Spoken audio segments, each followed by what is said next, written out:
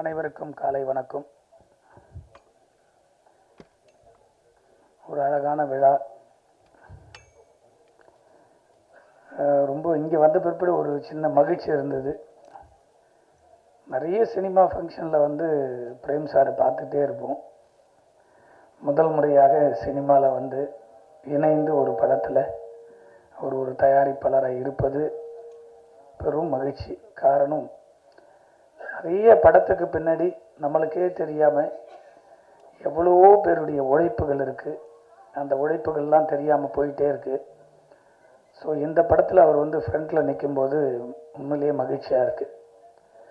அவங்களுக்கு மகிழ்ச்சி தெரிவிப்பது மட்டுமல்ல, இன்றைக்கி படம் எடுக்கிறதுக்கு தயாரிப்பாளர் எவ்வளவு பிரச்சனைகின்றதை ஒவ்வொரு வாரமும் நம்ம சந்திச்சிட்ருக்கோம்.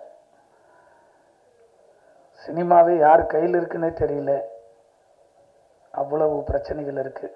படம் எடுக்கிறது கஷ்டம், படம் எடுத்துட்டு அதை ரிலீஸ் பண்ணுறது அதை விட கஷ்டம், அதை ரிலீஸ் பண்ண பிற்பாடு அதை வியாபார ரீதியாகவே அதை வெற்றி அடைவது அதை விட பெரிய கஷ்டங்கள் நாம் தொடர்ந்து சந்திச்சுக்கிட்டே இருக்கோம். அதையெல்லாம் மீறி இந்த படத்தினுடைய தயாரிப்பாளர் ஐயனார் அவர்கள் 2-3 ஃபங்க்ஷனில் அவர் பார்த்துருக்கேன். இந்த படத்தை அவர் எடுத்து திரையரங்கு கொண்டு வர அளவுக்கு அவர் வந்து தைரியமாக வந்து இந்த படத்துக்கு நிற்கிறாருன்னா, இப்படிப்பட்ட ஆட்கள் இருப்பதினால் மட்டுமே சினிமா நம்ம எல்லாரும் வாழ்ந்துக்கிட்டு இருக்கோம். இங்கே இருக்கிற அத்தனை பேரும் சினிமாவில் இருக்கிறதுக்கு காரணம் இப்படிப்பட்ட தயாரிப்பாளர்கள்லாம் புதுசாக வரதுனால்தான்.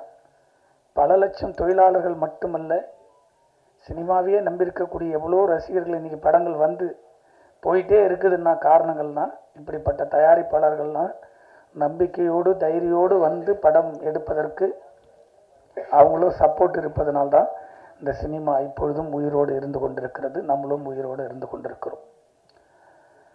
அதே போல் அந்த டைரக்டர் வந்து அவதார் பேரே வந்து டிஃப்ரெண்ட்டாக இருக்குது.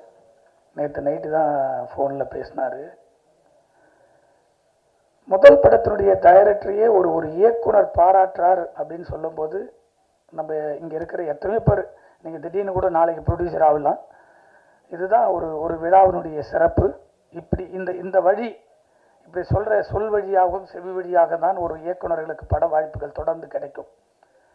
அந்த படத்தினுடைய கதாநாயகனை 4 ஆண்டுகளுக்கு மேலாக அந்த படத்தை தொடர்ந்து சுமந்து கொண்டு எந்த தோய்வு இல்லாமல் ஒரு படத்தை எடுப்பது ரொம்ப ரொம்ப கஷ்டம் கிடையாது, ஈஸி.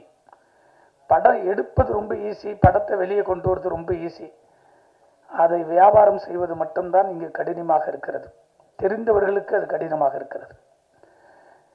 காரணம், இந்த இயக்குனரை அன்பு தம்பி மகேந்திரன் அவர்கள் மனதார பாராட்டியிருக்கிறார். ஒரு இயக்குனர் இருந்தால் மட்டும்தான் அந்த படம் வந்து வெளியே வருங்க. ஒரு இயக்குனர் ஒரு தயாரிப்பாளரோடு இணைந்து இருந்தால் அது எவ்வளவு சுமையாக இருந்தாலும் அந்த படம் ஈஸியாக வந்து திரையரங்குக்கு வரும், மக்கள்கிட்ட போய் சேரும். அது முதல் படைப்பிலேயே அவதார் அவர்கள் இந்த படத்தில் வந்து பேர் எடுத்துருக்குது. கண்டிப்பாக அவருக்கு வந்து ஒரு பெரிய நம்ம கைத்தட்டு கொடுக்கணும். ஏன்னா அவ்வளோ பெரிய உழைப்பு. நான் காலையில் வந்ததுலேருந்து பார்க்குறேன். அவர் எந்த ஒரு பந்தாலாம் இல்லை. ஃபஸ்ட்டு படம் பண்ணுற டைரக்டர்லாம் பார்த்தீங்கன்னா கதை சொல்லி ஆஃபீஸ் போட்டு கொடுன்னு எவ்வளோ நடக்குதுன்றது பார்க்குறோம் கண்ணுக்கு முன்னாடி.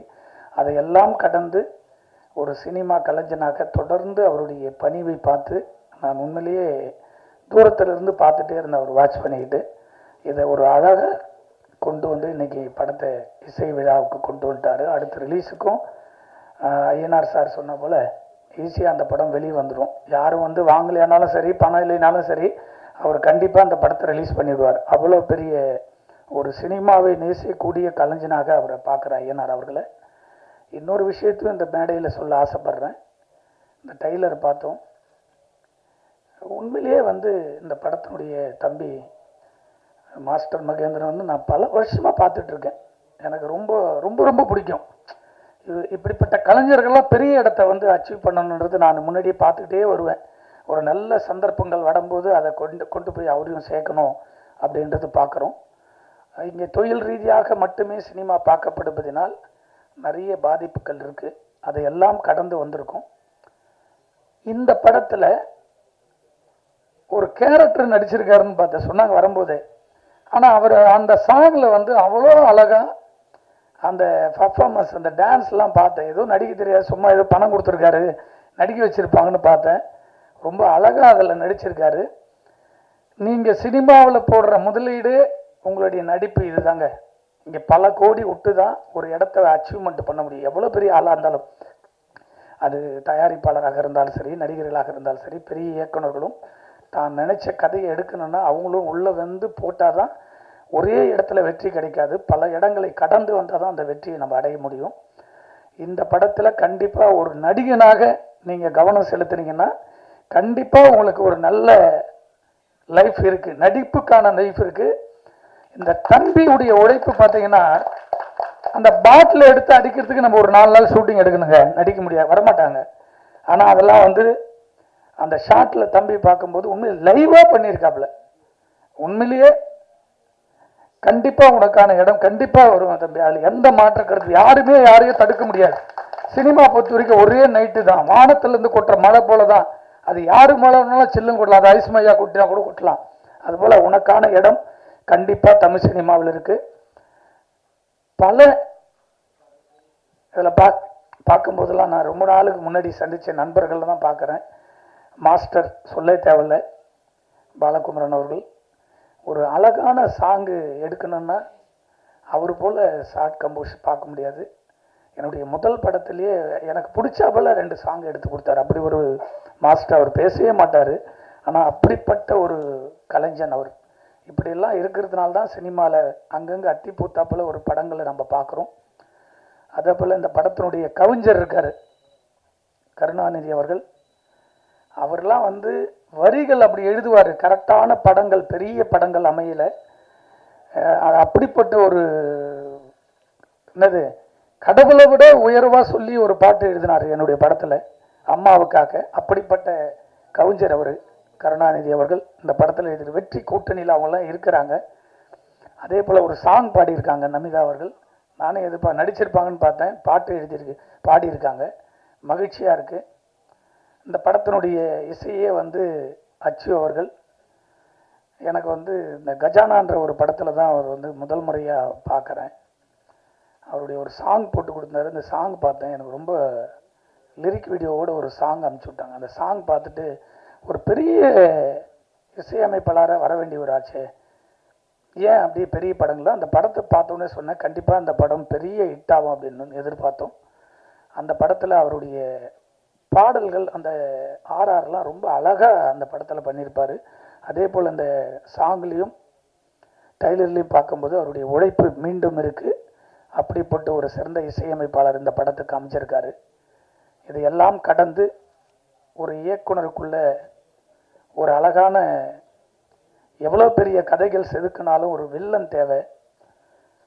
நம்மளுடைய அன்பு நம்பர் ஜீவாவை, நான் ஜீவா வந்து எப்பவுமே காமெடியாக தான் பார்த்துட்டே இருப்பேன். இந்த படத்தில் பெரிய வில்லன் ஆகிட்டாவில், ஜீவாவை இனிமேல் பிடிக்கவே முடியாது. வாழ்த்துக்கள் ஜீவா.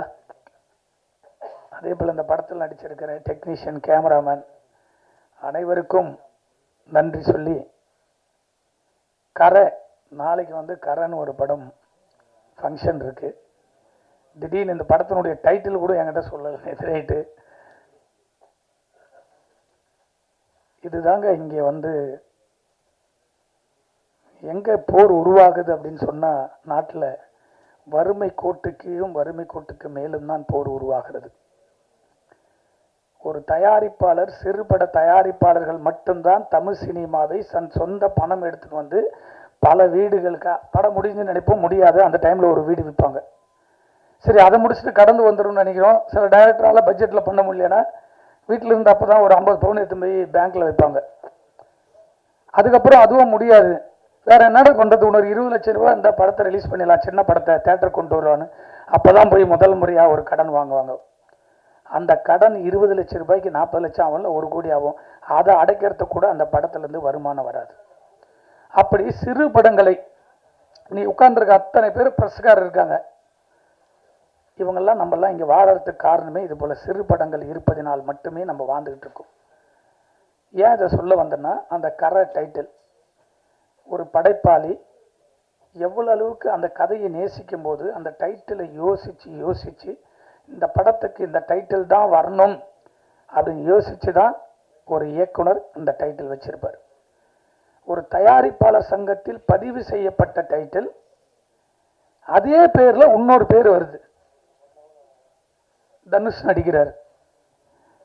நான் ரொம்ப பேசக்கூடாதுன்னு பார்க்குறேன் அதை பற்றி. ஆனால் இருந்தாலும் ஒரு சராசரி ஒரு தயாரிப்பாளராக நான் பேச வேண்டிய கடமையில் இங்கே இருக்கேன். காரணம், ஒரு முற்போக்கு சிந்தையோடு தயாரிப்பாளர் சங்கம் என்பது தமிழ் சினிமாவில் ஒரு மாற்றத்தை உருவாக்கக்கூடிய ஒரு இடத்தில் இருப்பது தான் ஒரு சங்கத்தினுடைய அழகு. அந்த சங்கத்தின் அழகை அப்படி அழகாக உருவாக்க வேண்டும், ஒரு தயாரிப்பாளர்களுக்கு பாதுகாப்பாக இருக்க வேண்டும் என்பதற்காக தான் ஒரு நிர்வாகிகளை கொண்டு வந்து நம்ம அமர வச்சு எல்லா தயாரிப்பாளர்களுக்கும் ஒரு பாதுகாப்பாக இருப்பாங்க. புதுசாக வர தயாரிப்பாளர் எதுக்கு மெம்பர் ஆகிறோம்? நான் படையெடுக்கிறேன், எனக்கு எதனா பிரச்சனை வந்து நிற்பாங்க, நான் படையெடுக்கிறேன், எனக்கு வழிகாட்டுவாங்க, இந்த படத்துக்கு தொழில் ரீதியாக பாதிப்புனா எங்களுக்கு வந்து முன்னாடி நிற்பாங்க, படம் ரிலீஸில் பிரச்சனை வந்து நிற்பாங்கன்றதுக்காக தான் ஒரு சங்கம். அந்த சங்கத்திற்கு நாம் இணைந்து அதில் உறுப்பினர் ஆகிறோம். ஒரு டைலர் சென்சார் பண்ணிட்டாங்க, படத்துக்கும் சென்சார் போயிடுச்சு. சென்சார் போர்டு 2 டைட்டில் எப்படி டைட்டில் கொடுப்பாங்க? ஒரு 5 ஆண்டுகள் முடிஞ்சா கூட நம்ம பைலா பிரகாரம் திரும்ப அந்த டைட்டிலை வந்து வேற ஆள் யூஸ் பண்ணிக்கலாம். ஆனால் ஒரே டைமில் 2 டைட்டில், ஒரு சராசரி ஒரு சாதாரண விஷயத்தை சரி செய்யக்கூடிய ஒரு தயாரிப்பாளர் சங்கம் இங்கே தான் மேல் மக்கள் கீழ் மக்கள் என்ற போல பிரிவினை உருவாக்குறார்கள். தொடர்ந்து சொந்த பணம் போட்டு தயாரிக்கிற தயாரிப்பாளர்களுக்கு இங்கு பாதுகாப்பு இல்லை. ஒரு சங்கம் எப்படி பாதுகாப்பு இருக்கணும்னா, படம் எடுத்ததிலிருந்து படத்தை முடிச்சு வெளியே கொண்டு வர வரைக்கும் அந்த தயாரிப்பாளர்களுக்கு அரணாகவும் பாதுகாப்பாகவும் இருப்பதுதான் ஒரு தயாரிப்பாளர் சங்கத்தினுடைய கடமை. இந்த தயாரிப்பாளர் சங்கத்தை மட்டும்தான் ஒட்டுமொத்த சினிமாவையும் நம்ம வழி நடத்துறோம். அந்த சங்கமே ஒரு சாதாரண டைட்டில், இந்த டைட்டில் மட்டும் இல்லை, பல டைட்டில்கள் இதே பிரச்சனை வருது. எனக்கு ஷாக்காக இருந்தீங்க உட்காந்த கதை அப்படின்னு ஷாக் ஆகிடுச்சு. நாளைக்கு 31 படம் ரிலீஸ் ஆக போகுது. பாதிப்பு எங்கே வருது? ஒரு தயாரிப்பாளர் சிறு படத்துக்கு எந்த படமே சோசியல் மீடியாவில் தட்டினா எந்த படம் வரும்? நாளைக்கு படம் ரிலீஸுக்கு அப்புறம் நீங்கள் சோசியல் மீடியாவில் தட்டினீங்கன்னா திருமலை பேசியிருக்காரு டைரக்டர் அப்படின்னு போட்டிங்கன்னா தான் கரை வரும். நீங்கள் கரைன்னு போட்டிங்கன்னா தனுஷ் படத்துக்கு போய்டும் நேராக. இந்த படத்தினுடைய லிஸ்ட்டே வராது யூடியூப்பில் தட்டினா. ஆரி வந்திருக்காரு, இப்படி சிறு படத்தை ஊக்குவிச்சு இவர் பேர் போட்டால் தான் அந்த படத்துக்கு வரும். நீங்கள் கரண் போட்டு எந்த படத்துக்கு வரும்? நேராக தனுஷ் படத்துக்கு தான் படம். சோசியல் மீடியாவில் உனக்கு 5 டேஸ்க்கு அப்புறம் செக் பண்ணி பாருங்கள் நாளையிலிருந்து. அப்போ ஒரு டைட்டில் வந்து ஒரு பாதுகாப்பு, ஒரு கதைக்கு எவ்வளோ முக்கியம். அப்படி செதுக்கி வச்ச ஒரு டைட்டிலை பைலா பிரகாரம் சங்கத்தில் பதிவு செஞ்சு ரெனியூவல் முடியுதுன்னா ரெனியூவல் சங்கத்திலிருந்து ஒரு தயாரிப்பாளர்களுக்கு மெயில் போட்டு, சார் ரெனியூவல் டேட்டு முடியுது அப்படின்னு கேட்டுட்டு கொடுக்கணும். யாருக்கானா திரும்ப ரெனியூவலுக்கும் லெட்டர் கொடுத்தோம். இது வரைக்கும் அதை ரெனியூவல் பண்ண கொடுக்காம ஒரு சங்கம் இயங்கும்னா 22ல் பண்ண டைட்டில் முதல் முறையா தயாரிப்பாளர் சங்கத்தில் ஒரு புரட்சியை நான் பார்த்தது அன்பு நண்பர், என்னுடைய ஆர்வீர் நண்பர் விஷால் மூலம் தான் நான் புரட்சியை பார்த்தேன். ஒரே ஒரு தலைவரா பதவி ஏற்றுக்கின 10 நாள்ல எந்த சங்கமானாரு சினிமா வழி நடத்துறது இங்குதான் உட்கார்ந்து 6 மாசத்துல அவ்வளவு திட்டங்களை போட்டு யாருக்கிட்ட நம்ம பிச்சை எடுக்கக்கூடாது. படம் எடுக்கிற தயாரிப்பாளர்கள், படத்தை நம்பி நடிச்சிருக்க கலைஞர்களுக்கு அந்த படம் கிராண்டா வெளியே வரணும். கியூபுல போய் கண்டென்ட் கொடுத்துட்டு எங்க நிக்கிறோம்? அவங்களுக்காக 4 மணி நேரம் டைம் சொல்லுவாங்க ஒரு படத்தை பார்க்கறதுக்கு ஃபர்ஸ்ட் காப்பிக்கு. அவளுக்கு கொடுமைகளை சரி செஞ்சது விஷால் அவர்கள் மட்டுமே. அதன் பிறகு 5 ஆண்டுகள் ஒவ்வொரு தயாரிப்பாளர்கள் 200 கம்ப்ளைண்ட் இருக்கு தயாரிப்பாளர் சங்கத்தில். 10 வருஷம் தயாரிப்பாளர் சங்கத்தை மாற்ற முடியாதுன்றதுக்காக தான் இயக்குனர் சங்கத்திலிருந்து 10 ஆண்டுகளுக்கு மேலாக தொடர்ந்து பதவியில் இருந்து தவறு எங்க நடக்குதோ ஒரே நாள் அங்க மாற்றத்தை உருவாக்கணும். அதை கடந்து வந்து எங்கடா சரி செய்ய வேண்டிய இடம்னு பார்த்தா திரையரங்குக்கு போனா பிரச்சனை, கியூபுக்கு போனா பிரச்சனை, படம் மல்டிபிளக்ஸ் தியேட்டருக்கு போனா பிரச்சனை, எங்க போனாலும் பிரச்சனை. சரி செய்ய வேண்டிய இடம் தயாரிப்பாளர் சங்கம். அந்த சங்கமே 5 சங்கமா பிரிஞ்சு போச்சு. பிரிஞ்சு போனாலும் பரவாயில்ல, ஒரு தயாரிப்பாளர்களுக்கு பிரச்சனை ஒன்னா நின்று குரல் கொடுத்து அந்த படத்துக்கு வந்து நிக்கணும்ல. சிறுபடம் அட்லீஸ்ட் ஒரு 5 பேரும் ஒரு மாசம் தேர்தலுக்காக வீட்டை குடும்பத்தை உட்காந்து ஓட்டு கேட்டீங்களா? எதுக்காக? இங்க தயாரிப்பாளர்களுக்கு 2 பேர் சங்கத்திலிருந்து ஒரு பொக்கை எடுத்துட்டு வந்து கொடுத்து ஒரு தயாரிப்பாளரை வாழ்த்தணும். அதுக்குதான் ஒரு சங்கம். அதை கூட செய்யறதுக்கு முடியலன்னா எதுக்கு நீங்க எல்லாம் பதவியில் இருக்கீங்க? பதவி எதுக்காக? மன வருத்தம். ஒரு வாரத்துல இருந்து நம்ம ரொம்ப மன உளைச்சல் இருந்தேன். நாங்க சினிமாவை நம்பி மட்டுமே வாழ்ந்துட்டு இருக்கக்கூடிய ஒரு கலைஞர். எல்லாரும் போராளி உருவாக மாட்டான். 1000 பேர்ல ஒரு ஆள் தான் போராளி உருவாகுவாங்க. அப்படி தொடர்ந்து தொடர்ந்து சினிமாவை வழிநடத்த வேண்டும் என்று பல முறை போர்க்குணம் கொடுத்துரும். இன்னைக்கு தயாரிப்பாளர் சங்கத்துல 100 ரூபாய் இல்லை, கோடி கோடியா ஐநார் சார் சொன்னார், சார் இப்ப கூட ஒரு படம் ஷூட்டிங் ஒரு 5 லட்சம். இப்படிப்பட்ட தயாரிப்பாளர்கள் நீங்க பாதுகாத்து பாருங்க. 1000 தயாரிப்பாளர் சினிமாவுக்கு படையெடுக்கிறதுக்கு வருவாங்க. அப்பதான் மகேந்தர் போல, ஜீவா போல புது புது இயக்குனர்கள் உருவாக முடியும், நடிகர்கள் உருவாக முடியும். எப்படி வருவாங்க? இப்படி ஒரு பாதுகாப்பே இல்லைன்னா பயந்துட்டு தான் ஓடுவாங்க. அந்த 5 நாளுக்கு முன்னாடி ஒரு பேட்டி பார்க்குறேங்க. ஒரு கண்டென்ட் ஜனநாயகம் படத்துக்கு ஒரு எடிட்டிங் ரூம்ல இருந்து போது ஒரு தயாரிப்பாளர் சங்கத்தில் உட்கார்ந்து ஒட்டுமொத்த நிர்வாகிகளும் உட்கார்ந்து ஒரு கண்டனத்தை இமிடியேட்டா கண்டனத்தை தெரிவிச்சு ஒரு 100 பேர் ஒன்னா சேர்ந்து ஊர்வலமா போய் கமிஷனரை பார்த்து கம்ப்ளைண்ட் கொடுக்கறதுக்கு கூட ஒரு ஆள் இல்லை இங்க இந்த தமிழ் சினிமாவில். இதுக்கெல்லாம் ஒரு சங்கம், ஒரு வீடியோ போட்டு பதிவு போடுறோம் ஒரு சங்கத்துக்கு. எப்படி 500 கோடி ரூபாய் படம் எடுத்த ஒரு படம் சாதாரணமா வருது.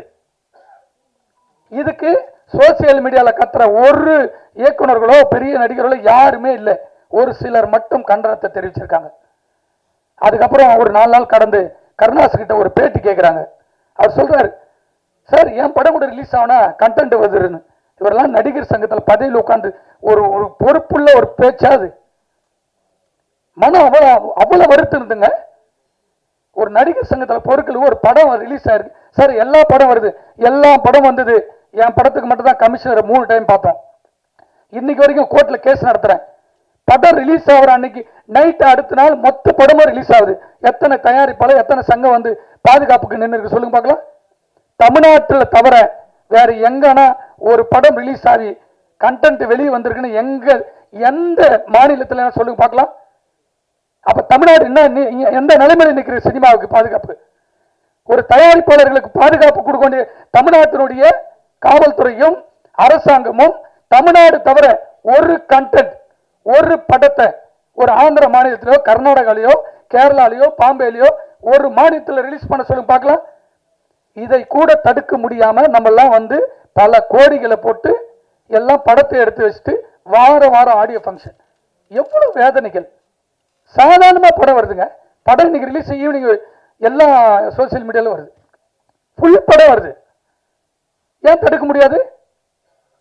கர்நாடகாவில் ஒரு ஃப்ரேம் நீங்க விட்டு பாரு பார்க்கலாம், வெளியே வர முடியாது. குண்டா சுத்தி வெளியே வர முடியாது. கரப்ஷன். போலீஸ் நினைச்சா ஒரே நாள் கண்டுபிடிக்க முடியலாம். குறைஞ்சது தனிப்பட்ட ஒரு மனிதனாக ரொமான்ஸ்னு ஒரு படம் ரிலீஸ் ஆகுது, ஈவினிங் கண்டென்ட் வருது, நேரம் உண்ணாதவரும் உட்கார போய் கமிஷன் உட்கார்ந்த பிற்பாடு சார் 31 நாள் என்கொயரி, தயாரிப்பாளரை மட்டுமே கேள்வி கேட்கிறாங்க. எத்தனை கோடி படம் போட்டீங்க, எப்போ போட்டீங்க, என்ன பண்ணீங்க, எப்படி கண்டென்ட் போச்சுன்னு. ஏன்டா கண்டென்ட் இந்த சோசியல் மீடியால இந்த சைட்ல ஃபுல் படத்தை போடுறான்.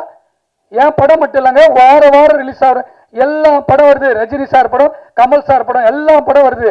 அதை தடுப்பது யாருடைய கடமை? இது வரைக்கும் ஒரு நாள் இதுக்காக எதிர்த்து எந்த சங்கமான உண்ணாவிரதம் இருந்திருக்கா? ஒரு சங்கம் சொல்லுங்க. இத்தனை பத்திரிகை இருக்கிறீங்களா, இத்தனை பேர் நீங்க இத்தனை பேர் யாரா ஃபுல் படம் கண்டிச்சிருக்கீங்களா? இதையெல்லாம் வேதனையோடு. ஹீரோ கண்டுக்கல யார் சொன்னது? முதல் கடிதமே அவர் அமைச்சிருக்காரு. யார் சொல்லன்றது? ஹீரோ வந்து முதல் கடிதமே அவர் அமைச்சிருக்காரு. யார் சொன்னது? எது லேட்டானா எப்ப அமைச்சாரு? அவர் டைம் போட பாருங்க. சோசியல் மீடியாவில் அனௌன்ஸ் பண்ண உடனே முதல் மீட்டிங் பெப்சியோட நடக்குது. பெப்சி மீட்டிங் போறதுக்கு முன்னாடியே விஜய் அவர்கள் அவருடைய கடிதத்தில் இமிடியேட்டா கமிஷன் ஆஃபீஸ் கம்ப்ளைண்ட் கொடுக்கிறார். ரெக்கார்ட்ல பாருங்க, ரெக்கார்ட்ல காமிங்க. நான் சொல்றேன் உங்களுக்கு. ப்ரொடியூசர் கவுன்சில் போட்டது 3 நாளைக்கு அப்புறம் முதல் மீட்டிங் போட்டது நடப்பு சங்கம். உடனடியா சோசியல் மீடியால நீங்க கேட்டது வரவேற்கும் பிரதர். நீங்க தயாரிப்பாளர் சங்கத்தில் கேட்டீங்களா? என்னைக்கு மீட்டிங் போட்டாங்க?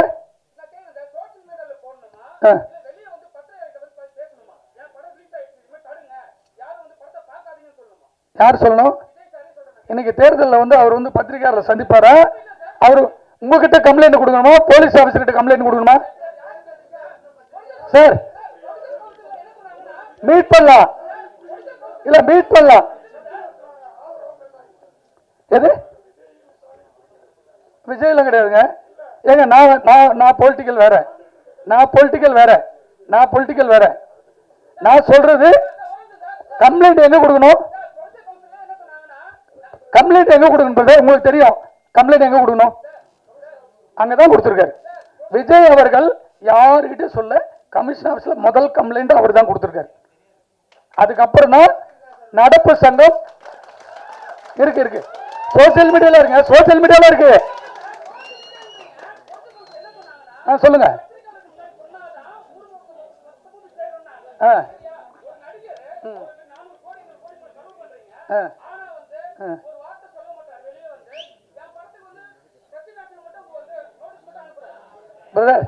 பிரதர் உங்களுக்கு ரெக்வஸ்ட் சொல்ற பர்சனல் வேற.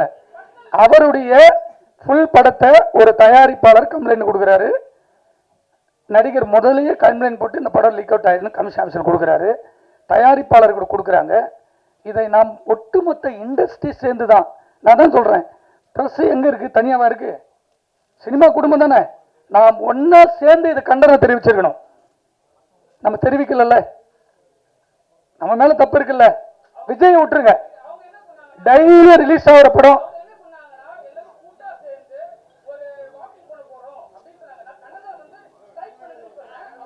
சரி, நன்றி பிரதர். இது ஆடியோ ஃபங்க்ஷனு. இது ஏன்னா நியூஸ் வந்துச்சு, பரவாயில்ல. அதை மீறி இந்த சினிமா பாதுகாக்க வேண்டும். இப்படி ஐயனார் சார் போல பாதுகாப்பு நம்மளுக்கு தேவை. சினிமா அப்பதான் நம்ம வந்து எல்லாருமே வாழ முடியும். ஒவ்வொரு கண்டென்ட் வேற எந்த மாநிலத்திலும் வரல, உங்களுக்கு தெரியாதே கிடையாது நியூஸ். அது ஏன் நம்ம இன்னைக்கு வரைக்கும் தடுக்கல? தடுப்பதற்கு நாம் அனைவரும் சேர்ந்து ஒரு பெரிய முயற்சி எடுக்க வேண்டும் என்று இங்க இருக்கிற எல்லாருக்கும் நன்றி சொல்ல கடமைப்பட்டிருக்கேன். நன்றி, வணக்கம்.